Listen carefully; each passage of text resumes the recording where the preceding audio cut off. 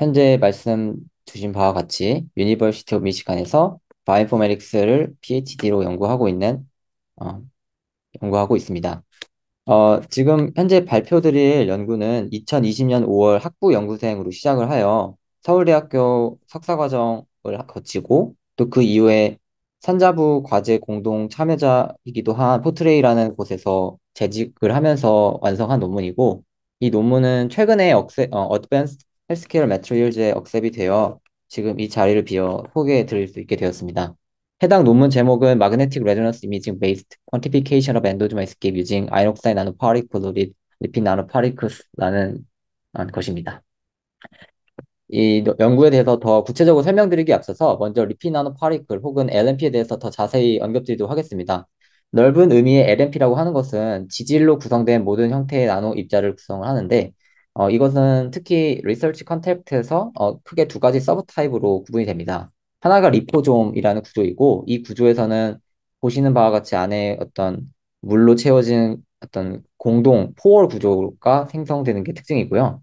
또 다른 서브타입은 좁은 의미의 리피드 나노 파리클일 수 있는데, 보통은 네거티브 차지드 카르고가 포지티브 차지드 리피드 헤드와 포스퍼 리피드 헤드와 타이트한 결합을 이루어서 내부에는 공간은 없지만 이 카르고가 굉장히 타이트하게 지질과 굉장히 붙어 있는 구조를 형성하는 것이 특징입니다.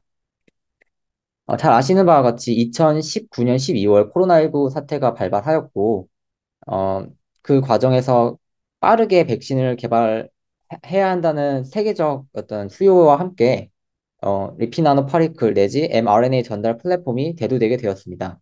이 플랫폼은 mRNA 종류만 바뀌면 어떤 종류의 약물도 될 수 있었기 때문에 그 빠르게 발전하는 코로나19 전염병 바이러스에 대응하기 위해서 아주 최적의 플랫폼이 될 수 있었고, 심지어 이 코로나19가 끝난 이후에도 코로나19 사태가 팬데믹이 끝난 이후에도 이 mRNA의 종류를 바꾸면 새로운 종류의 캔서 백신이나 전염병 백신이 될 수 있다는 까닭에 많은 사람들이 차세대 약물로 어, 관심을 모으고 있습니다.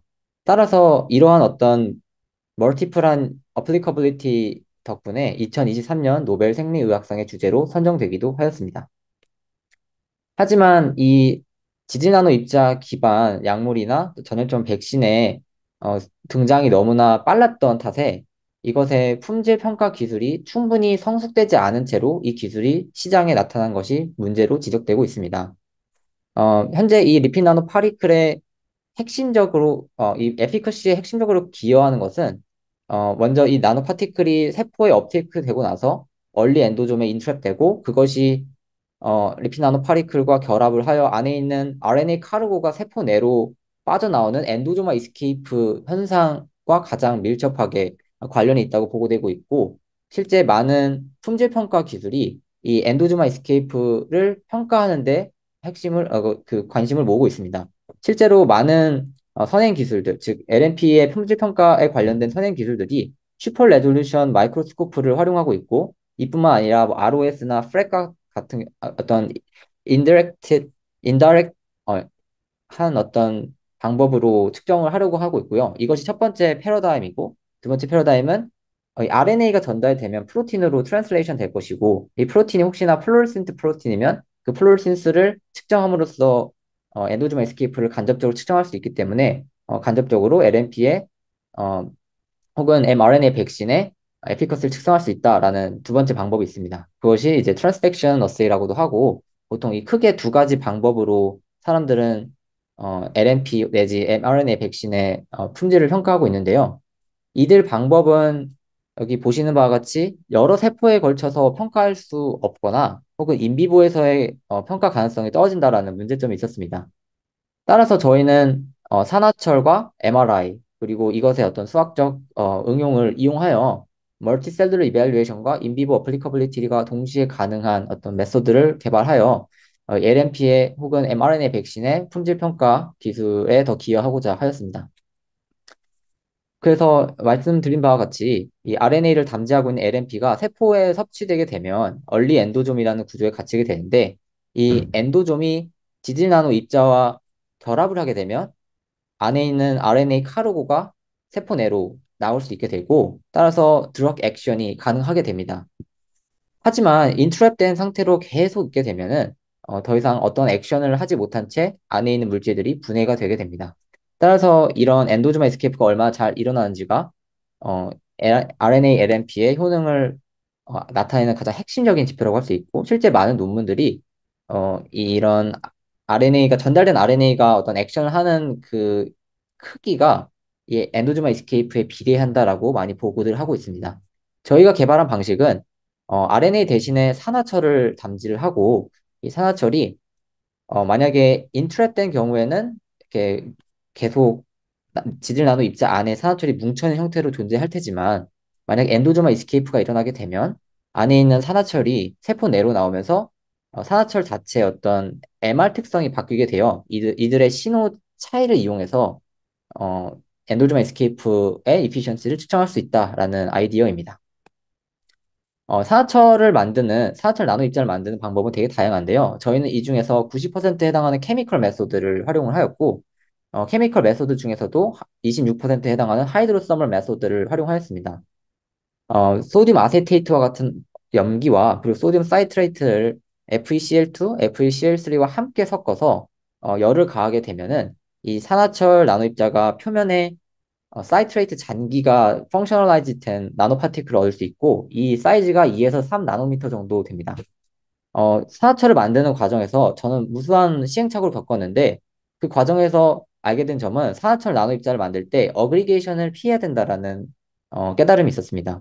그래서 저가 지금 채택하고 있는 하이드로서멀 메소드 같은 경우는 음하전을 띠고 있는 사이트레이트 장기가 또 다른 사이트레이트 장기를 치환된 나노 입자끼리는 정전기적 청력이 있기 때문에 어그리게이션을 방지할 수 있어서 초소형 나노 입자 상태에서도 충분히 안정적으로 솔루션 내에 존재할 수 있다는 것을 알게 되었습니다.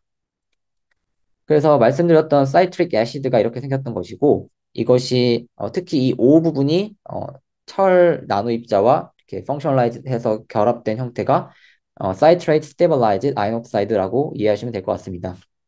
이들의 어떤 주요 작용기 CO 이중 결합이나 CO 단일 결합, 그리고 CH2 그리고 OH와 같은 결합들이 FTIR 분광학적으로 확인이 되었기 때문에 저희가 만든 나노 입자가 정말로 해당 작용기를 가지고 있다는 것을 확인할 수 있었고요. 이 오른쪽 그래프와 같이 자기장, 외부 자기장에 대한 이 물질의 자화 정도를 나타내는 히스테레시스 루프를 보았을 때 어쨌든 이 자화 정도가 외부 자기장에 반응하기 때문에 반자성체가 아니라는 것을 알 수 있었고, 또 한편으로 안에 어떤 유효한 내부 면적이 있지 않다는 사실을 통해서, 즉 자기장이 없는 상태에서도 자화가 남아있는 그런 현상이 나타나지 않는다라는 사실을 통해서도 이 산화철 나노 입자가 강자성체는 아니라는 것을 알 수 있었습니다. 강자성체가 아니고 반자성체가 아니기 때문에 저희가 만든 산화철 나노 입자는 상자성체라는 것을 알 수 있었습니다. 이것은 실제 많은 레퍼런스를 통해서 보고된 울트라 스몰 아이옥사이드 나노 파티클이 가지고 있는 전형적인 특성입니다. 이제 저희가 산화철을 만들고 또 지질 나노 입자를 합성하고 이 지질 나노 입자 안에 산화철을 담질 할 수 있었는데요. 이제 이들을 여러 가지 바이올로지컬한 어떤 컨텍스트 안에서 MRI와 함께 엔도조마 에스케이프를 측정을 하게 되는 것입니다. MRI는 보통 1.5 테슬라, 3 테슬라, 7 테슬라와 같이 매우 강한 자기장을 걸어서 이들 자기장 안에 물 분자에 보통 많이 존재하고 있는 수소 원자들이 보통 자기장과 함께 이렇게 그 수소 원자들이 자기장의 방향으로 이렇게 나열되는 현상인 제이만 효과를 활용하게 됩니다. 어, 보통 이제 이 자기장 방향으로 수소 원자의 자기 모멘트 혹은 수소 원자의 어떤 전자들이 만드는 이 벡터 방향이 가리키는 방향이 나란한 경우가 보통 알파 스핀이라고 불리는 경우고, 방향이 반대인 경우가 베타 스핀이라고 불리는 경우입니다.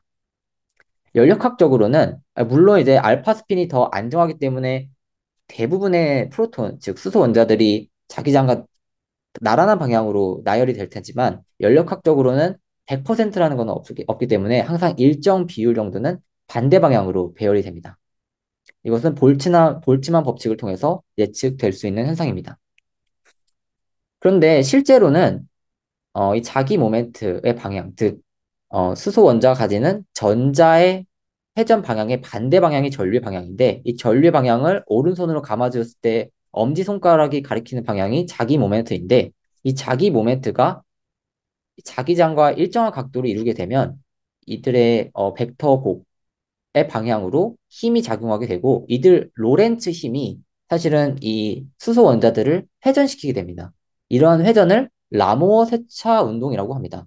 이 라모어 세차 운동의 진동수는 자기장에 비례하게 되고 또 그 비례 상수는 물질의 고유한 특성인 감마 값에 의해서 적용됩니다.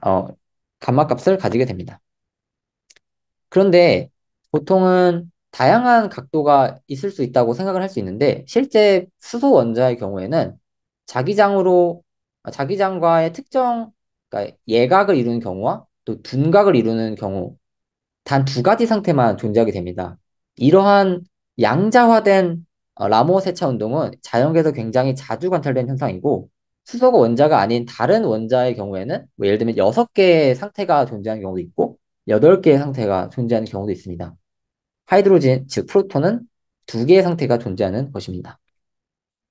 그래서 말씀드린 바와 같이 즉 자기 모멘트와 그리고 자기장의 벡터 곱, 즉 크로스 프로덕트를 하게 됐을 때 이것이 어, 자기 모멘트의 변화율을 만들게 되고 그것이 라모 세차 운동을 기술하는 방정식이라고 할 수 있습니다. 수소 원자의 경우에는 감마가 양수이기 때문에 이와 같은 회전 방향을 이루게 됩니다.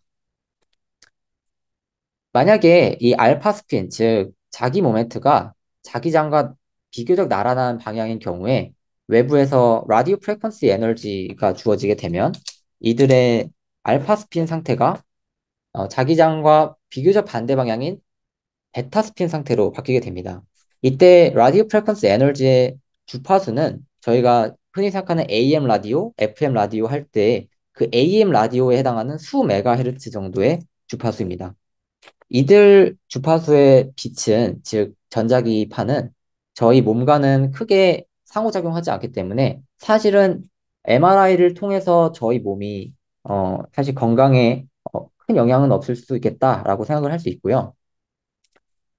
이들이 이제 사실은 MRI의 두 가지 모드 중 하나인 T1 이미징에 사용되는 원리이긴 합니다. 아까 말씀드린 바와 같이 여러 개의 알파 스핀 상태가 있고 외부에서 전자기파, 즉 라디오파가 주어졌을 때 일부 수소 원자가 뒤집히게 됩니다. 이것을 익사이테이션이라고 하게 되고 근데 시간이 지나면 이 불안정한 상태가 다시 안정한 상태로 되는 과정이 있고 이것을 릴렉세이션이라고 하게 됩니다. 이때 이 베타 스핀이 다시 알파 스핀으로 되는 시간은 보통 그러니까 이 정도는 보통 롱지튜디널 마그네티제이션을 통해서 측정할 수 있는데 이 크기가 37%가 되는 그러니까 처음에 만약에 이 상태를 100%라고 했을 때 이 상태를 0%라고 했을 때 37%가 되는 시간을 T1 타임이라고 합니다. 그리고 이 T1 타임의 역수를 R1 릴렉시비티라고 하게 됩니다. 그리고 이렇게 릴렉세이션을 하게 되면 인접한 프로톤, 즉 수소 원자를 통해서 다시 에너지를 전달하게 되는데 따라서 이런 T1 이미징에 사용되는 릴렉세이션은 스핀 레티스 릴렉세이션이라고도 부르기도 합니다. 그리고 MRI의 두 번째 버전인 T2 이미징 같은 경우는 XY축 방향의 이 물질의 마그네티제이션을 보게 되는데요. 앞서 말씀드린 바와 같이 T1 이미징은 롱디튜디널, 즉 Z축의 마그네티제이션이고, T2 이미징은 XY축, 즉 호리즌털 마그네티제이션을 보게 됩니다. 한번 그 수소 원자가 베타 스핀이 되고 났을 때, 제가 말씀드린 건 항상 Z축과 관련된 것을 말씀드렸는데, XY축에 대해서는 되게 많은 자유도를 갖게 됩니다. 따라서 외부 자기장의 이 불균일성 때문에 XY축으로의 어떤 자기 모멘트 방향은 되게 다양하게 될 수 있고요.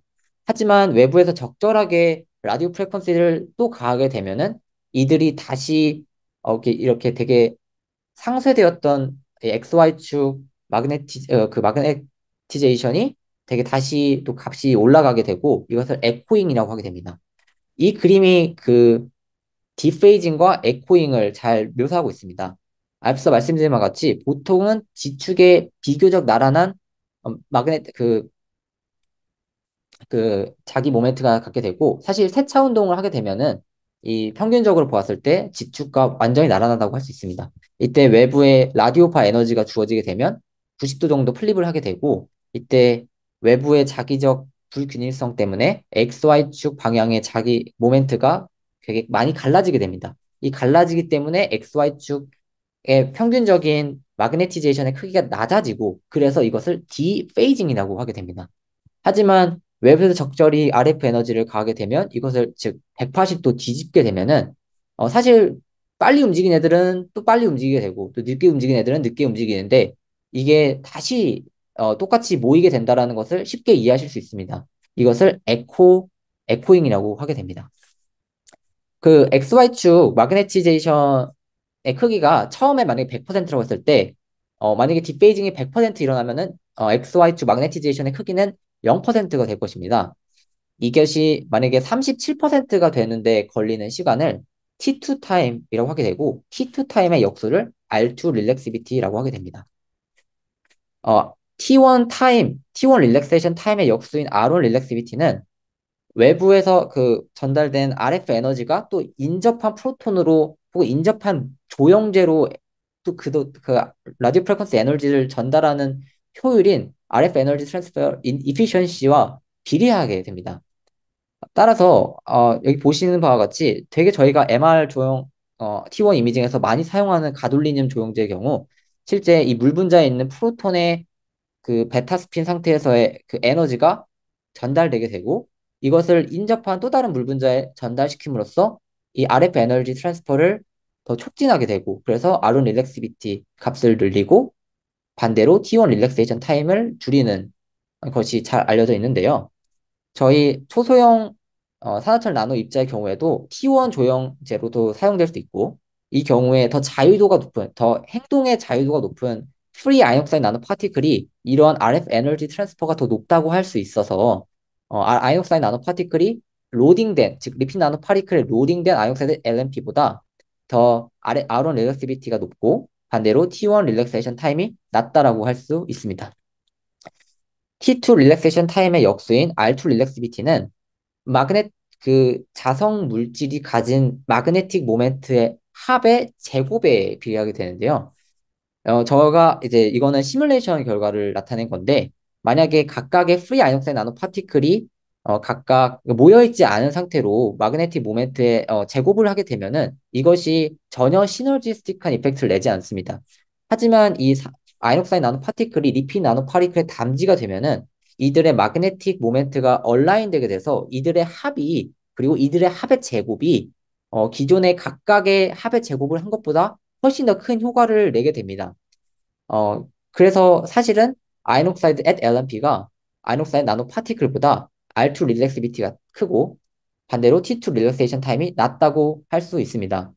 수학적으로 좀 간단한 비유를 들면, 만약에 1의 제곱 더하기 1의 제곱은 2라고 할 수 있는데 1 더하기 1은 2고 그 2의 제곱은 4라서 4는 분명히 2보다 크지 않습니까? 따라서 이 제곱이라고 하는 효과는 비록 아이녹사이드 나노 파티클이랑 아이녹사이드 LNP의 Fe 컨센트레이션이 동일하다 할지라도 모여 있냐 떨어져 있냐에 따라서 충분히 MR 특성을 달리 만들 수 있는 핵심적인 요소가 됩니다.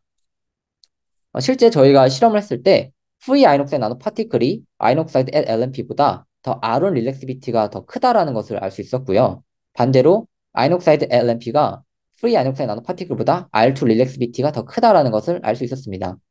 실제 저희가 이 그래프를 통해서도 비슷하게 확인을 할 수 있는데, 이런 R1 릴렉시비티, R2 릴렉시비티는 보통 농도에 비례하기 때문에 농도에 대한, 즉 단위 농도에 대한 릴렉시비티인 스페시픽 릴렉시비티 혹은 몰랄 릴렉시비티를 보통 보는 것이 일반적입니다. 따라서 저희는 이 기울기 값을 볼 필요가 있는데, 프리 아이녹사이드 나노 파티클 같은 경우에는 이런 스페시픽 아이론 릴렉시비티 같은 경우에 0.35의 값이 나오는 반면에 아이녹사이드 LNP는 스페시픽 아이론 릴렉시비티가 0.061이라서 예상대로 0.35를 갖는 아이녹사이드 나노 파티클이 더 RF 에너지 트랜스퍼를 잘한다라는 것을 알 수 있고, 반대로 프리 아이녹사이드 나노 파티클은 2.83의 스페시픽 R2 릴렉시비티, 반대로 아이녹사이드 LNP는 21.44라고 하는 스페시픽 R2 릴렉시비티를 가질 수 있어서 이 로딩된 상태에서 더 이런 마그네틱 모멘트의 스퀘어가 더 크기 때문에 R2 릴렉시비티가 더 컸다라고 이해할 수 있습니다.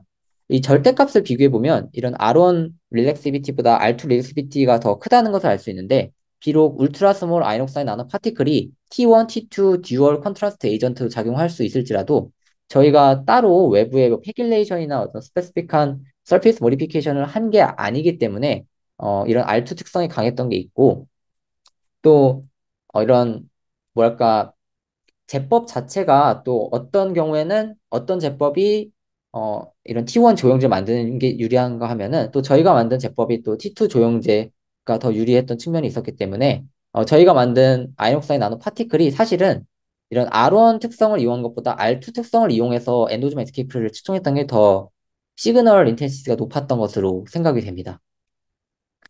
엔도즈마 이스케이프라고 하는 현상은 타임 센시티브합니다.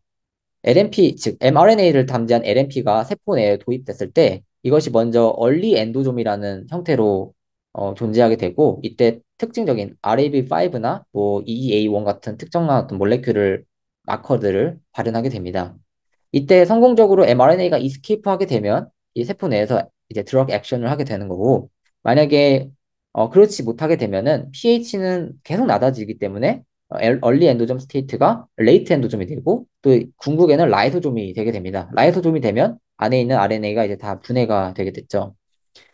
어, 따라서 엔도조마 이스케이프 이피션시를 측정하고 싶다라고 하면은 적절한 타임 윈도우를 설정할 필요가 있습니다. 따라서 저희는 컨포컬 레이저 스캐닝 마이크로스코프를 통해서 여러 시간대에 걸쳐서 폴티언 셀라인에 아이녹사이드를 로딩한 LNP를 처리했을 때 이들 나노 파티클이, 즉 이들 리피 나노 파티클이 세포 내에서 어떻게 위치하는지를 좀 추적하였고, 이를 통해서 적절한 타임 윈도우를 설정하려고 하였습니다. 그 결과 20분 정도를 보면은 핵에서 비교적 멀리 LNP가 존재하는 것을 알 수 있습니다. 따라서 대체로 LNP가 지금은 아마 세포막에 대충 붙어서 이제 얼리 엔도점이 생성되기 직전인 단계라고 생각이 되었고, 이들 이후 시간대 40분, 60분, 80분 시간대에서는 핵 근처에 LNP가 존재하기 때문에 얼리 엔도점 스테이트가 분명 이 구간에 있을 것이다. 따라서 인비트로 MR 실험을 할 경우에는 40분 이후부터 확인하는 것이 좋을 것이다 라고 생각을 하게 되었습니다. 그래서 저희가 40분, 60분, 80분, 120분에 대해서 폴티언 셀라인의 아이녹사이드 앳 LNP를 처리하게 되고, 이들의 R1 값, R2 값을 확인하게 되었습니다.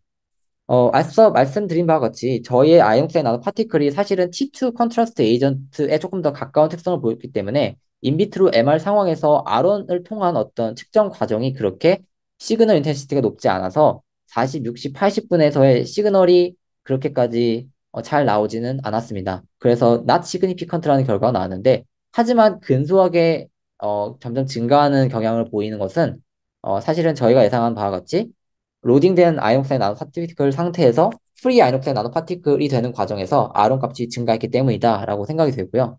반면에 R2 값은 되게 예상한 대로 시간이 지남에 따라서 일관적으로 감소하는, 그래서 이런 프리 아이온사이 나노 파티클에 의한 R2 릴렉시비티 감소의 효과가 성공적으로 관찰이 되었다라고 생각이 되었습니다. 한편 80분에서 120분으로 갈 때는 일종의 저희가 이제 셀 이미징을 했을 때 좀 많은 베지클이 방출되는 현상이 좀 관찰이 됐는데, 이것과 관련된 것으로 생각이 되고 있고, 이것은 이후 슬라이드에서 더 자세히 설명드리도록 하겠습니다. 한편 이런 엔도조마 이스케이프를 촉진한다고 알려진 클로로킨을 처리했을 때 실제로 40분이 된 시점에서 벌써 이런 그렇지 않은 실험군에 비해서 더 많은 엔도조마 이스케이프가 일어났음을 알 수 있었습니다. 저희는 다음과 같은 수식을 통해서 엔도조마 이스케이프를 0.98% per minute로 측정할 수 있었습니다. 우선 이 specific R2 relaxivity 내지 small R2라는 것의 시간 변화율을 저희가 담지율, 즉 담지율 세타라는 변수를 도입해서 다음과 같이 체인룰을 통해서 표현할 수 있었는데, 세타가 1인 경우에는 100% LNP에 로딩된 상태를 말하고, 세타가 0인 경우에는 100% 프리 아이녹사이 나노 파티클인 상태를 말하게 됩니다. 어, 사실 또 다른 어떤 별도의 실험을 한 경우에 그 LNP에 좀 다른 비율로 산화철을 로딩했을 때, 그 결과를 좀 그 주도 면밀히 관찰한 결과, 이 라운드 알트 라운드 세타의 그 세타에 대한 또 다른 변화율, 즉 라운드 스퀘어 알트 per 라운드 세타 스퀘어가 0으로 된다라는 것을 확인할 수 있었고, 실험적으로. 그래서 저희는 라운드 알트 라운드 세타가 어떤 상수값이고 따라서 1-0분의 세타가 1일 때 R2 값 빼기 세타가 0일 때 R2 값 이꼴 R2 로디드 마이너스 R2 프리라는 것을 알 수 있었습니다. 저희가 관심 있는 것은 이 세타의 변화율입니다. 세타의 변화율은 dR2 dt 나누기 라운드 R2 라운드 세타라는 것이고 그래서 이때 dR2 dt는 C분의 1 d 라지 R2 dt이기 때문에 이런 식으로 이퀘이션 3를 얻을 수 있습니다.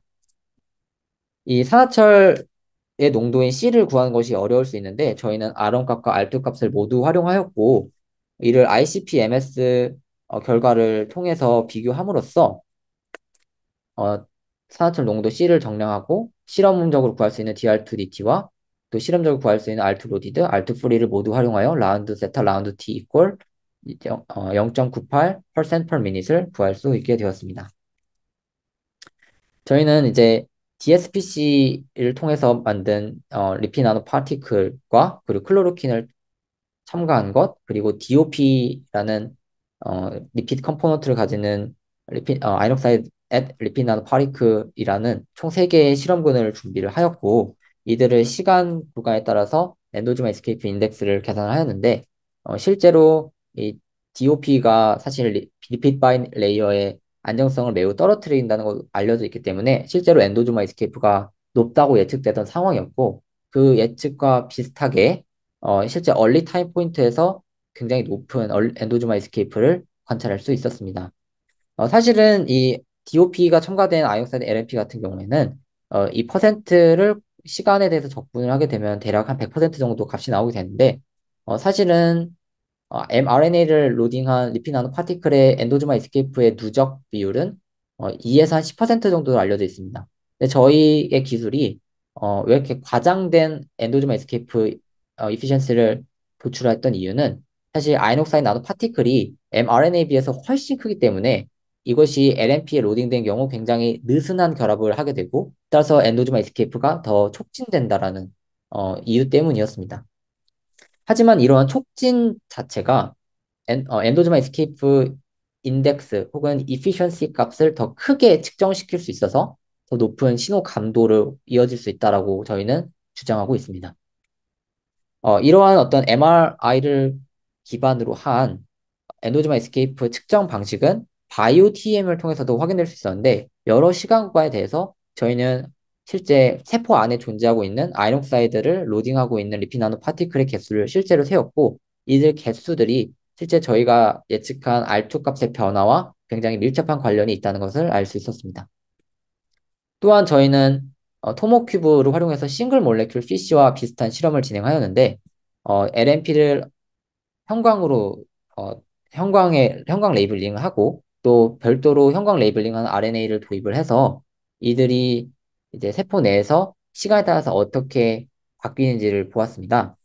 사실 리피드 나노 파티클 같은 경우에는 그 양이 변하지 않았고 이는 대로였고요.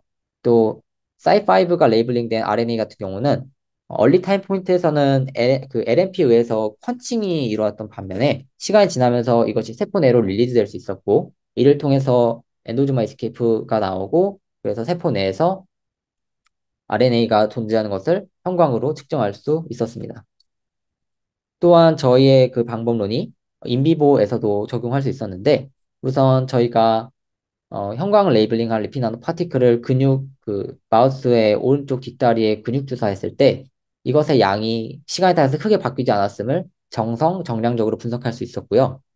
하지만 MR 분석을 했던 경우에 그 시그널이 시간이 지나면서 점점 감소함을 알 수 있어서 양은 똑같은데 MR 시그널이 감소하기 때문에 엔도조마 이스케이프로 인한 MR 시그널 감소다라고 저희는 추정하였습니다. 또한 저희가 이런 근육 조직을 추출하여 비슷하게 바이오 TM 분석을 하였는데 이 주입한 직후에는 이 근육 관절 사이사이 공간에 아이녹사이드 나노파티클을 담지한 LNP가 존재하는 것을 알 수 있었는데 시간이 지나면서 이들 나노 입자가 근육세포 안으로 이동을 하고 시간이 더 많이 지나면 완전히 엔도조마 이스케이프가 일어났음을 알 수 있었습니다. 따라서 결론은 다음과 같습니다. 저희 방식은 좀 리프로듀스블한데 왜냐하면 아이녹사이드 나노파티클을 만드는 과정이 굉장히 스케일러블하고 리프로듀스블하며 이것이 LNP로 로딩되는 과정 또한 그러하기 때문입니다. 또한 저희 방법은 이를테면 mRNA 트랜스펙션과 트랜슬레이션이 어렵다고 알려진 포르티온 셀라인에서도 잘 적용이 되었기 때문에 그런 점에서 좀 어플리커블리티가 높다라고 할 수 있습니다.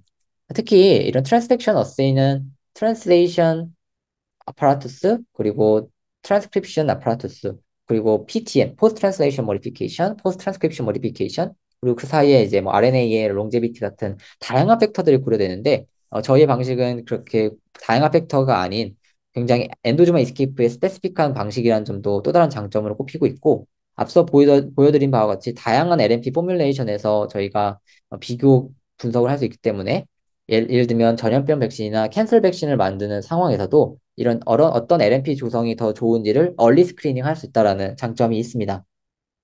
하지만 몇몇 단점이 존재했는데요.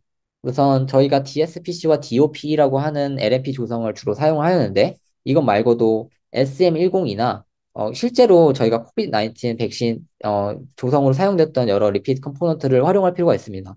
사실 저희 논문에서 서플멘터리 매트리얼에 SM101을 통한 분석 결과도 제시를 하였는데 사실 이뿐만 아니라 다양한 종류의 리피드 컴포넌트가 있을 수 있으며 SM101을 통한 결과 같은 경우에는 시그널 감도가 그렇게 높지 않았어서 더 추가적인 엔도조마 에스케이프 이피션시를 정량 분석하지는 않았습니다.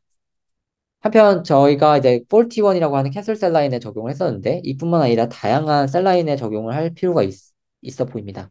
그리고 저희가 측정한 1% per minute이라고 하는 값이 실제 보고된 값과 굉장히 차이가 있었는데 그럼에도 불구하고 그 이유는 steric hindrance로 추정이 되며 이들 값은 사실은 시그널 디퍼런스를 증가시키기 때문에 더 좋은 효과라고 할 수 있다라고 얘기를 합니다. 그리고 아이녹사이드 mRNA, LNP가 모두 함께 로딩된 사실 포뮬레이션도 고려를 한 적은 있었는데 90%의 mRNA가 상적으로 로딩된 반면에 아이녹사이드 나노 파티클은 그렇게 많이 로딩이 되지 않았어서 사실 저희의 현재 세팅과 같은 연구 결과가 진행이 되었고요. 사실 이 이유는 mRNA가 있음으로 인해서 안 그래도 아인슈타인 나노파티클이 LNP와 되게 약하게 결합하고 있는데 이런 음하전을 가지는 mRNA가 이들의 결합을 더 방해하기 때문에 좀 결합이 그 로딩이 잘 안 됐던 것이다라고 추정을 하고 있습니다. 또 저희가 이제 앞서 보고 드린 바와 같이 80분에서 120분으로 가는 시간에서 아론 릴렉시비티 값이 예상외로 좀 감소하는 경향이 있었는데 이들 감소의 원인으로 엑소사이토시스 바이오디그레데이션이 좀 추정되는 상황이고 특히나 저희 아이녹산 나노 파티클이 사이트레이트 스테빌라이즈 될 뿐 페길레이션을 하거나 별도의 서페이스 모디피케이션을 한 것은 아니기 때문에 더 그러한 문제가 일어날 수 있다라고 생각을 하고 있습니다. 하지만 저희는 서플멘터리 매트리얼에 이런 감쇄율, 즉 바이오디그레데이션이나 혹은 엑소사이토시스와 같은 신호의 감쇄율, 산호철에 사라지는 비율을 에타라고 정의를 하고 이것을 수학적으로도 측정할 수 있는 방법을 소개를 해 두었습니다. 비록 저희는 현재 R2 값에 기반한 분석을 하고 있지만 R5 값 또한 충분히 신뢰성 있는 시그널이 나온다면 이와 같이 행렬 표현을 구성할 수 있고 여기에 역행렬을 곱함으로써 저희가 알고자 하는 d 세타 dt와 또 에타 값을 추정할 수 있게 됩니다. 이 연구는 앞서 말씀드린 바와 같이 석사 과정을 했던 TMTL과 또 그 이후에 제가 재직 생활을 하면서 또 실제 이 산자부 과제의 핵심 참여자이기도 했던 포트레이에 재직하면서 완성했던 연구이고 최근에 이제 억셉이 되었습니다. 이 연구를 위한 펀딩은 다음과 같습니다. 네, 감사합니다.